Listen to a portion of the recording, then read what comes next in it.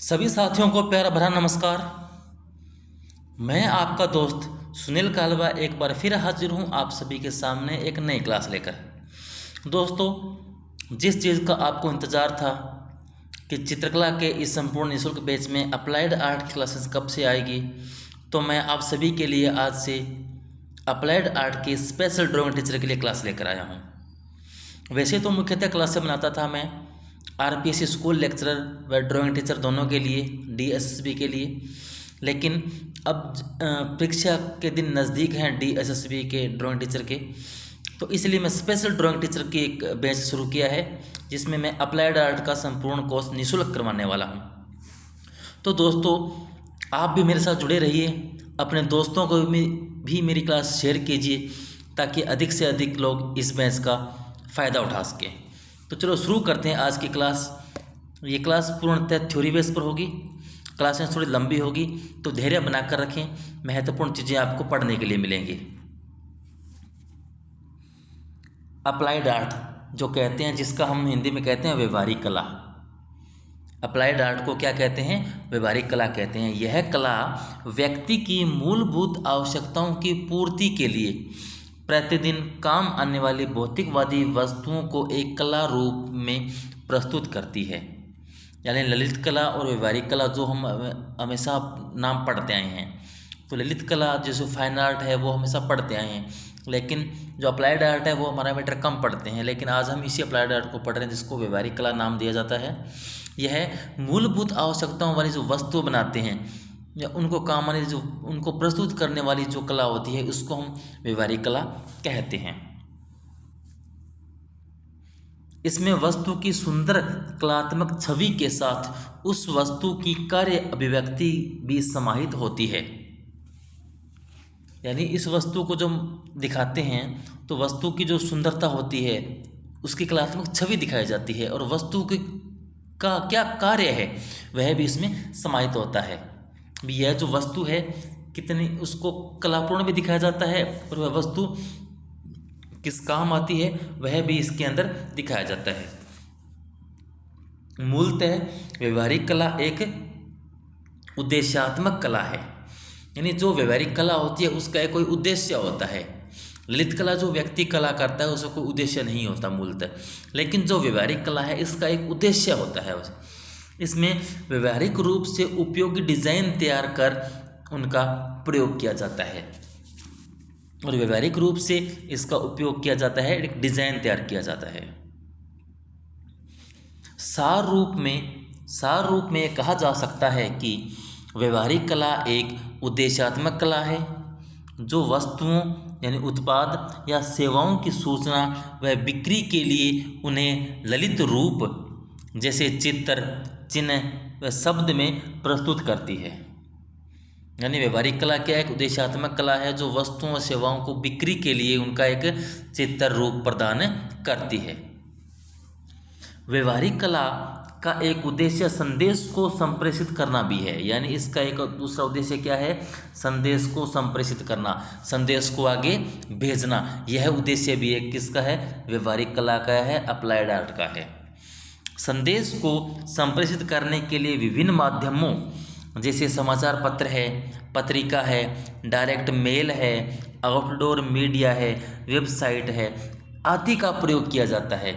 यानी जो संदेश को संप्रेषित करना है, संदेश को आगे पहुंचाना है, उनको पहुंचाने के लिए कई माध्यमों का इस्तेमाल करते हैं, जिसमें समाचार पत्र, पत्रिका, direct mail, outdoor media, website आदि का प्रयोग किया जाता है।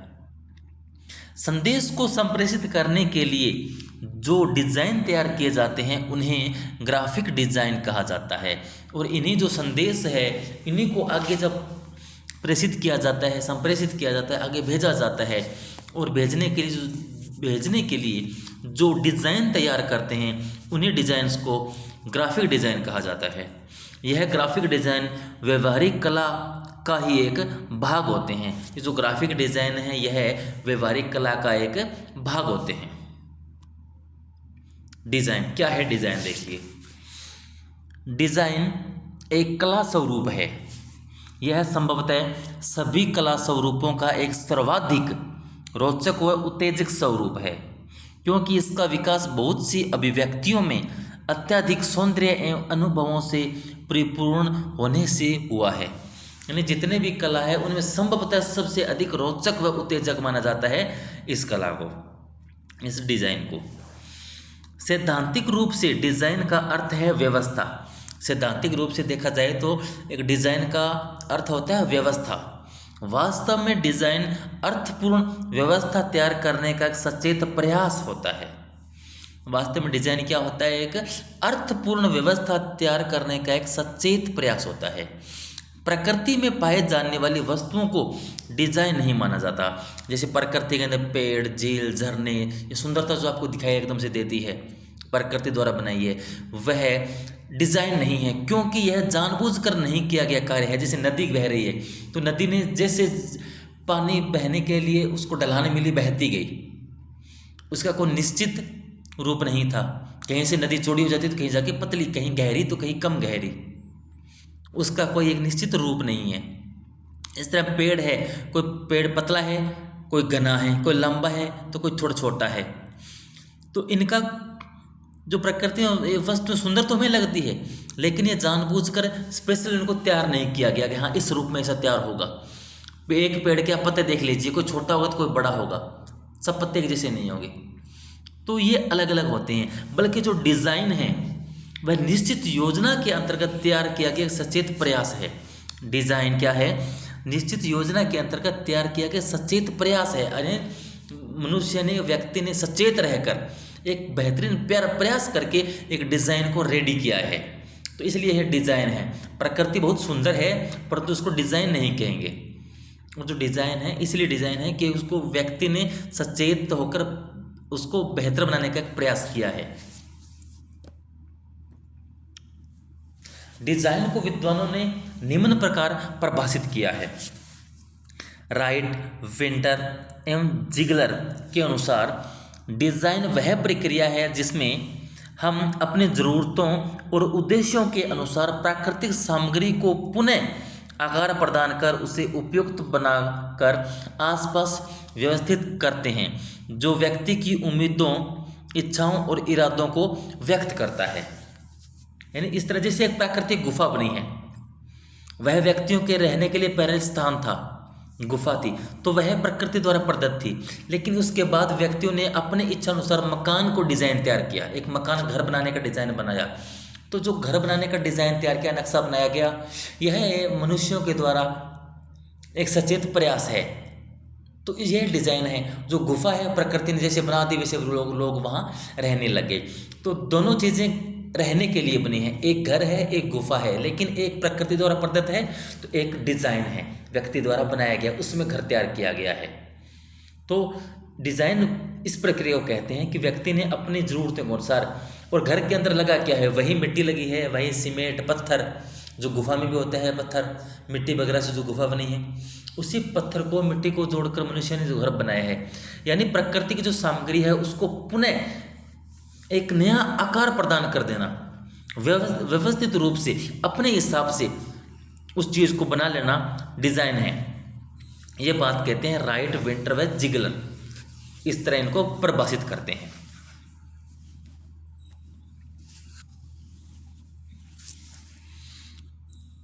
डुन प्रबले, विंटर प्रबले एवं जिगलर फिर एक परिभाषा देते हैं। वो कहते हैं कि डिज़ाइन हमारे सांस्कृतिक मूल्यों को अभिव्यक्त करता है तथा उन्हें आकार भी देता है। झोंपड़ी से लेकर सार्वजनिक भवनों एवं महलों तक, चम्मच से लेकर हवाई जहाज तक, पुस्तक से लेकर होर्डिंगों तक, प्रत्येक उत्पादित वस्तु, मुद्रित छवि, निर्मित धरातल आदि किसी न किसी के द्वारा डिज़ाइन की होती है। जो ये वस्तुएं हैं वो किसी न किसी व्यक्ति के द्वारा डिज़ाइन की होती है। यानी जो डिज़ाइन है हमारे सांस्कृतिक मूल्य जो हैं उनकी अभिव्यक्ति करता है। ये बात कहते हैं हमारे कुछ विद्वान।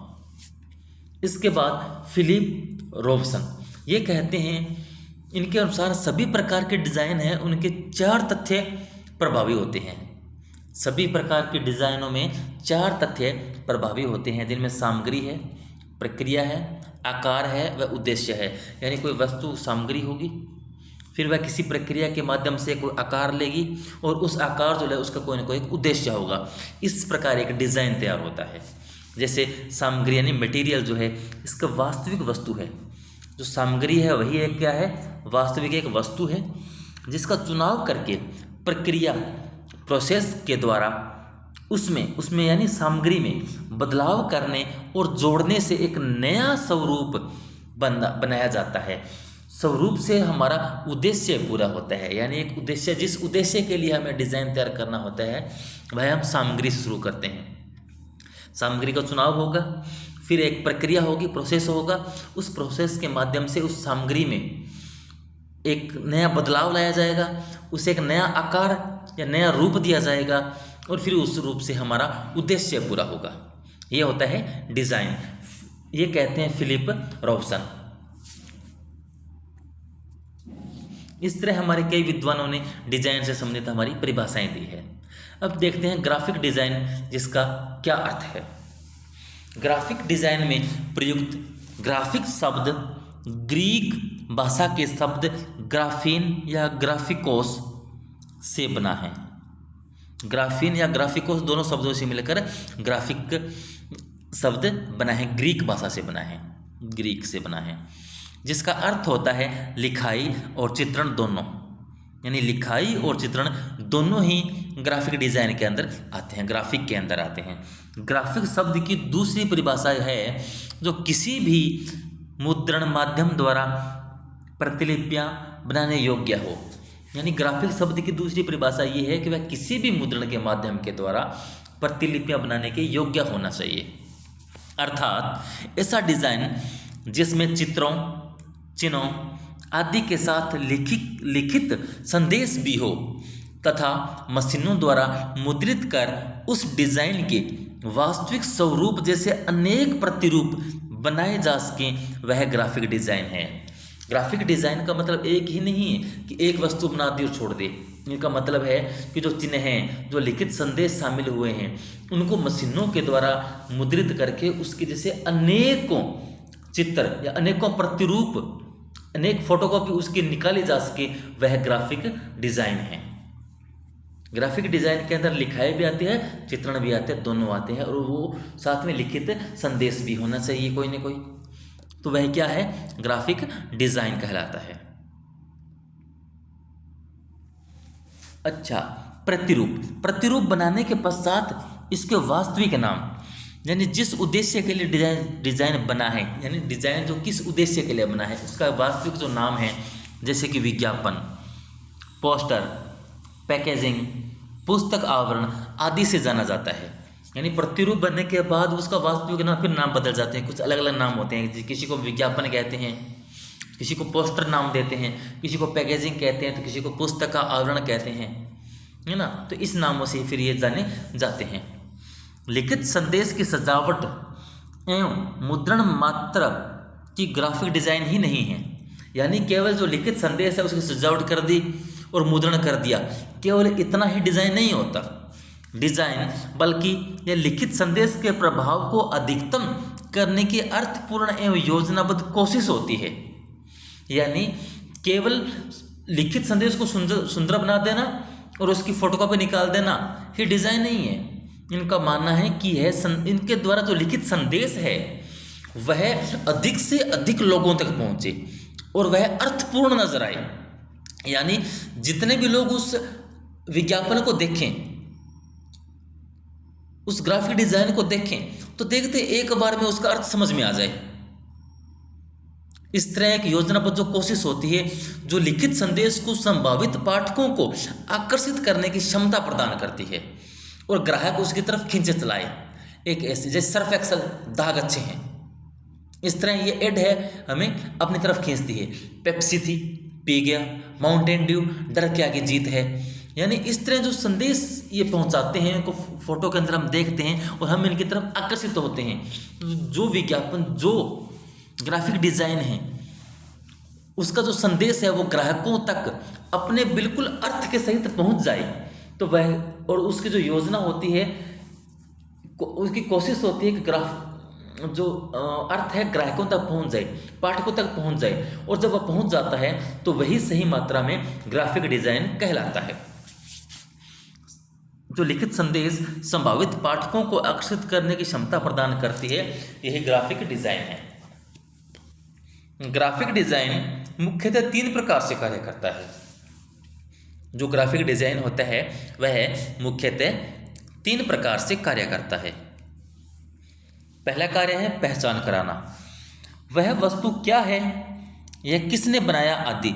यानी पहला काम उसका पहचान कराना है कि वस्तु है क्या है, इस वस्तु किस चीज़ की ऐड हो रही है, जो हमें पता ही नहीं चलेगा कि ये ऐड चल रही है, एडवर्टाइजमेंट है, कोई विज्ञापन छपा है, किस वस्तु का है, तो कोई फ़ायदा नहीं है उसे ऐड करने का भी। और ये किसने बनाया है, इसकी मालिक कौन है वगैरह, कंपनी कौन सी है, इनके बारे में वह पहचान जो कराना है, यह प्रमुख कार्य होता है ग्राफिक डिजाइन का।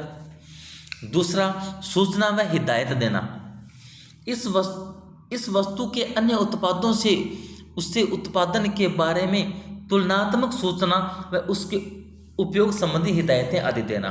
यानी जो वस्तु बनाई है, उस वस्तु का उत्पादन केवल उस कंपनी के अलावा किसी और कंपनी भी उसका उत्पादन किया है।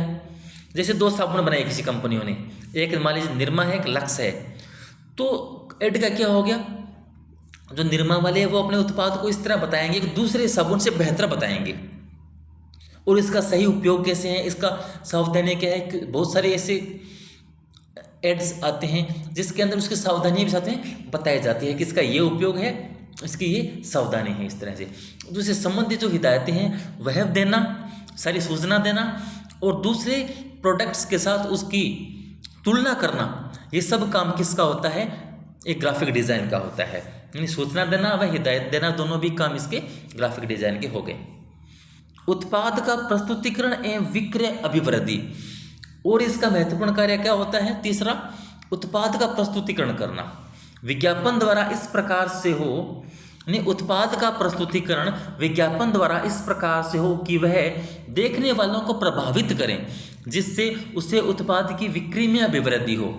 यानी किसी कंपनी का जो एड कर रहे हैं, अगर एड पर खर्चा हुआ है, पैसा लगा है, तो वह इस प्रकार होना चाहिए कि लोग जब उस एड को देखें तो लोग इससे प्रभावित हो और उसकी जो बिक्री बढ़े।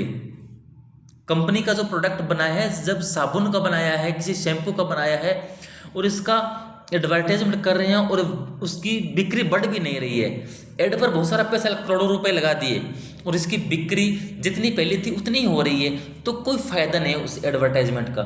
यानी एडवर्टाइजमेंट जो है, विज्ञापन जो है, उसका प्रस्तुतिकरण इस प्रकार होना चाहिए कि लोग उससे आकर्षित हो और उसको खरीदने के लिए आए, उसकी बिक्री एकदम से कंपनी की बढ़ जाए, तब मज़ा आता है। और ये सब कार्य किसके हैं, ग्राफिक डिज़ाइन के। तो महत्वपूर्ण 3 कार्य हो गए, पहचान कराना, सूचना एवं हिदायत देना, उत्पाद का प्रस्तुतिकरण एवं विक्रय अभिवृद्धि करना, ये तीनों कार्य इसके हो गए।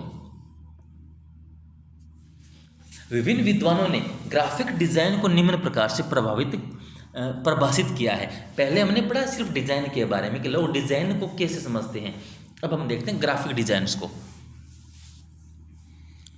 विल बुर्टिन कहते हैं, इनके अनुसार ग्राफिक डिज़ाइन का कार्य संप्रेषण में सहयोग के लिए एक प्रकार से विचारों या समस्याओं को संक्षिप्त और सार रूप में करना है, ताकि उन्हें आसानी से समझा जा सके।